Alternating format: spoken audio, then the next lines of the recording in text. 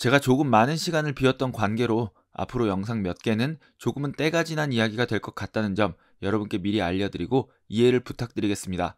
2024 MLB 포스트 시즌을 보시면서 여러분이 가장 놀라웠던 점 혹은 인상 깊었던 점은 무엇이었나요? 일단 본론으로 들어가기에 앞서서 많이 늦었지만 다저스 팬 여러분 우승 진심으로 축하드립니다. 그리고 오타니 팬 여러분들도 이제는 야구의 역사 그 자체가 되어버린 오타니의 첫 포스트 시즌 우승 정말 축하드립니다. 저는 지난 몇 년간 꾸준하게 메이저리그가 다시 흥행하기 위해서 여러 노력들을 해오고 있고 조금씩 그 결과가 나오고 있다는 이야기를 했었고 아마도 2024 포스트 시즌은 이러한 노력들과 지표들이 조금 더 많은 사람들에게 확실하게 나타난 결과가 아니었나 생각합니다. 여러 흥행적인 요소들이 이어졌고 다저스와 양키스의 월드 시리즈는 더 바랄 것 없는 완벽한 월드 시리즈 매치업이었습니다. 포스트 시즌이 시작되자마자 제 눈을 사로잡고 계속 생각하게 만들고 그리고 조사를 하게 만든 것은 바로 선수들의 헬멧에 적혀있는 스트라우스였습니다. 네, 이번 영상은 계속해서 변화하는 메이저리그와 스트라우스에 관한 이야기입니다.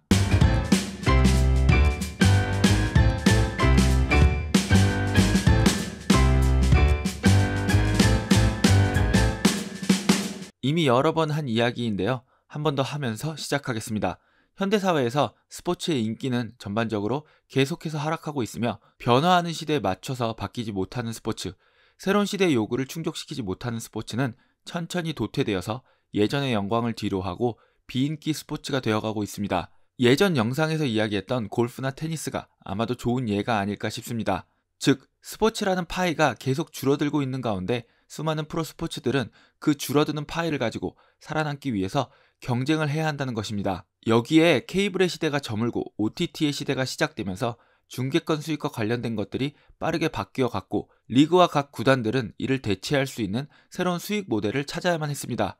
그리고 그중 하나가 메이저리그가 오랜 전통을 버리고 선택한 유니폼 패치였습니다. 그리고 역사적이었던 2024 포스트 시즌에서 메이저리그는 다시 한번 헬멧에 광고 패치를 다는 것을 처음으로 허용했습니다. 사실 이 문제를 아주 오래전부터 자연스럽게 선수들의 유니폼과 헬멧에 광고를 부착해온 KBO나 NPB의 입장에서 바라보거나 역시 유니폼에 스폰서 기업이 들어간 지 오래된 유럽 축구 2010년대부터 유니폼 패치를 허락한 NBA 팬 입장에서 본다면 이게 그렇게 큰 일인가 싶지만 나름 메이저리그의 전통에 대해서 커다란 자부심을 가지고 있던 올드 메이저리그 팬들의 입장에서는 조금은 충격적인 일이었습니다. 특히나 선수들의 이름도 없는 유니폼을 여전히 입는 양키스의 팬들 입장에서는 꽤 큰 충격일 수도 있겠다는 생각이 듭니다. 그리고 2024 월드 시리즈에서 양키스의 팬들은 저지가 타석에 등장할 때 유니폼의 왼쪽 팔 슬리브에는 스타 인슈런스의 광고가 부착되어 있고 헬멧에는 스트라우스의 회사 로고가 적혀 있는 것을 보아야 했습니다.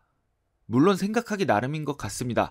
전통이 무너졌다고 생각할 수도 있지만 광고 2개로 맥스 프리드의 연봉을 해결할 수 있다고 생각한다면 괜찮은 조건 아닌가 하는 생각도 듭니다. 조금 더 자세하게 이 스트라우스의 이야기를 해볼까요? 스트라우스는 독일의 유명한 작업복 전문 생산업체입니다. 제가 조사를 해보니 비단 옷뿐 아니라 헬멧이나 신발처럼 헤비 듀티 작업 시 안전이나 보호와 관련해서 작업자들이 착용해야 하는 용품들 전반을 다루는 회사입니다. 참고로 회사의 이름인 스트라우스는 독일어로 타조라는 뜻이며 창립자의 성이기도 합니다. 성기훈의 성이 성인 것과 같은 죄송합니다. 이 회사는 유럽에서 많은 스포츠 스폰서를 해왔는데요. 독일 국가대표팀을 비롯해서 바이에른 뮌헨 그리고 리버풀과 파트너십을 유지하고 있으며 유로 2024의 공식 후원사였고 리그 오브 레전드 유럽 지역 파트너이기도 합니다. 그리고 2023년 북미의 사업 진출을 시작하면서 MLS 그리고 멕시코 축구 리그와도 공식 파트너십을 맺기도 했습니다. 그리고 회사 역사상 처음으로 자신들의 회사 로고를 선수들이 입는 것에 노출하는 공식 광고 계약을 메이저리그와 맺게 되었습니다. 네, 메이저리그에게도 스트라우스에게도 처음으로 해보는 계약인 셈입니다. 계약의 정확한 세부 내용은 발표되지 않았지만 대체적으로 2024 포스트 시즌 헬멧 광고비로 1,500만 달러를 지출한 것으로 알려져 있으며 2025년부터는 마이너리그의 모든 경기에서 스트라우스의 로고가 들어간 헬멧을 쓰게 될 예정이며 메이저리그에서는 포스트 시즌에만 사용될 예정입니다.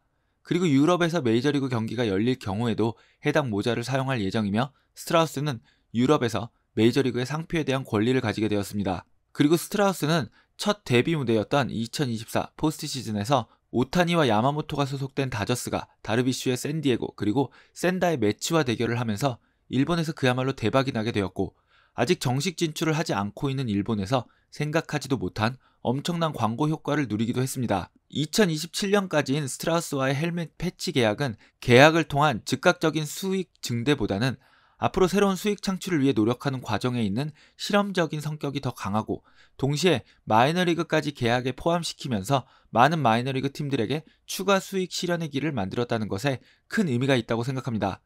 메이저리그 팀들에게는 이번 계약을 통한 수익이 큰 의미가 없다고 할지라도 마이너리그 팀들에게는 분명 꽤 의미 있는 추가 수익이 될 것입니다. 그렇다면 메이저리그는 왜 유니폼 슬리브 패치는 각 구단이 알아서 계약하게 했지만 헬멧 광고는 사무국이 직접 나서서 리그 전체의 계약으로 한 것일까요? 여기에는 물론 많은 이유들이 있을 것이고, 그 중에는 마이너리그까지 포함한 계약이라는 점, 그리고 포스트 시즌에 관련한 계약이라는 점도 작용했을 것입니다. 그리고 여기에 유니폼 슬리브 패치의 스폰서는 2시즌이 지난 현재 30개 팀들 중 23개 팀만 계약에 성공한 상태라는 것도 작용을 했을 겁니다. 이것을 사무국이 직접 계약을 맺는다면 스폰서를 찾지 못해 계약을 못하는 구단이 나오는 일은 없을 것이라는 이야기입니다. 이야기가 나온 김에 유니폼 슬리브 패치에 대한 이야기를 조금 더 해보겠습니다. 아직 유니폼 패치 파트너를 구하지 못한 구단은 콜로라도, 워싱턴, 오클랜드, 아니 이제는 세크라멘토라고 불러야겠죠. 시카고 화이트삭스, 템파베이, 미네소타, 시애틀, 이렇게 7개 팀입니다. 여러분이 이 구단들의 이름을 들으셨을 때 대부분의 구단은 수긍이 가실 거라 생각됩니다. 하지만 개인적으로는 시애틀은 왜? 라는 생각이 들기는 합니다.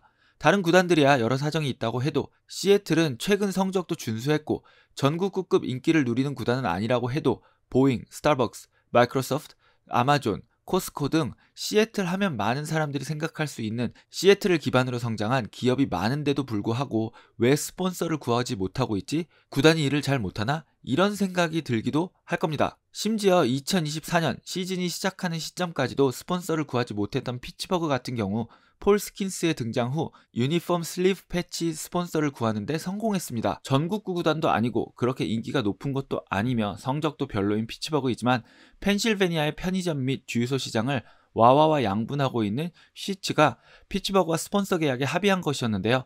야구 팬들 사이에서는 대체 와와는 뭐하고 있었냐는 밈이 잠시 유행하기도 했었습니다. 조금만 더 추가 설명을 드리면, 제가 예전 이정우 선수 영상에서 캘리포니아는 크기 때문에 하나의 주가 하나의 문화를 공유한다기보다는 소칼과 노칼이라는 두 개의 큰 문화로 나뉜다는 이야기를 드리면서 미국에서 캘리포니아를 비롯해서 플로리다 그리고 펜실베니아처럼 인구도 많고 큰 주들은 보통 남과 북 혹은 동과 서로 나뉘면서 서로 전혀 다른 성향을 보여주기도 한다고 이야기 드렸는데요. 펜실베니아 역시도 피츠버그로 대표되는 서부와 필라델피아로 대표되는 동부가 많은 부분에서 서로 다른 성향을 보여주기도 합니다. 그리고 서부를 대표하는 편의점이 시츠라면 동부의 대표적인 편의점이 와와이기 때문에 펜실베니아의 서부를 대표하는 시츠가 피츠버그와 손을 잡자 팬들이 농담으로 와와는 어서 필라델피아와 스폰서 계약을 하라고 장난을 친 것입니다. 네, 잠시 쓸데없는 이야기가 길어졌습니다. 각설하고 유니폼 슬리브 패치는 구단의 규모, 팬층 그리고 인기에 따라서 큰 차이를 보이고 있는데요. 연 평균 600만 달러의 규모부터 시작해서 양키스의 2,500만 달러까지 최대 4배 이상의 차이를 보여주고 있습니다. 보통 적은 규모의 계약은 위에 말한 것처럼 각 지역에서 활동하는 기업이 그 지역의 대표 메이저리그 프랜차이즈 팀과 계약하는 경우이고, 1,500만 달러 규모를 넘어가는 계약들은 보통 전국구 구단과 전국구 기업들 간의 계약입니다. 조만간 이 패치 스폰서에 대한 주제로 각 구단별, 각 지역별, 그리고 각 기업별로 어떤 차이가 있는지에 대한 영상을 한번 만들어 보겠습니다. 네, 여러분, 이번 영상에서 제가 하고자 했던 이야기는 시청률이 다시 반등하고 있는 메이저리그는 유니폼 슬리브 패치에 이어서 헬멧에도 광고를 허용하면서 새롭게 짜여지고 있는 프로스포츠 시장의 수익 구조 개선에서 살아남기 위한 노력을 하고 있다는 것입니다. 유니폼 슬리브 패치가 메이저리그 역사상 처음으로 선수들이 착용하는 장비에 광고를 허락했다는 것에 큰 의미가 있다면, 이번 스트라우스와의 계약은 지난 CBA 후 새로운 시스템을 통해서 메이저리그와 마이너리그를 통합해서 운영하려고 하는 사무국이 처음으로 마이너리그까지 포함시켜서 성사시킨 스폰서 계약이라는 점이 큰 의미라고 생각합니다. 저는 이것들이 첫 걸음인 만큼 계약 규모보다는 과연 이러한 새로운 시도들이 앞으로 5년 혹은 10년 뒤에 어떤 결과로 돌아오게 될지 지켜보는 것에 더 큰 의미가 있다고 생각합니다. 참고로 이번 포스트 시즌 흥행 대박으로 인해서 다저스의 슬리브 스폰서인 구겐하임 그룹과 양키스의 슬리브 스폰서인 스타र 인슈런스는 그들의 광고비를 훨씬 뛰어넘는 큰 광고 효과를 누린 것으로 보여지고 있기 때문에 궁극적으로는 슬리브 패치와 헬멧 패치의 광고 비용 역시도 다음 계약 때는 그 규모가 더 커질 거라고 생각합니다. 포스트 시즌에서 일본 선수들이 대활약을 하면서 뜻하지 않게 지출 대비 엄청난 광고 효과를 누리고 이번 2024 포스트 시즌에 또 다른 승자가 된 스트라우스의 이야기 재미있으셨나요? 저는 야구야구의 이승용이었고요. 구독자 여러분도 올해는 스트라우스처럼 지출 대비 큰 이득을 보는 한 해가 되시기를 바랍니다. 여러분 모두 좋은 하루 보내세요.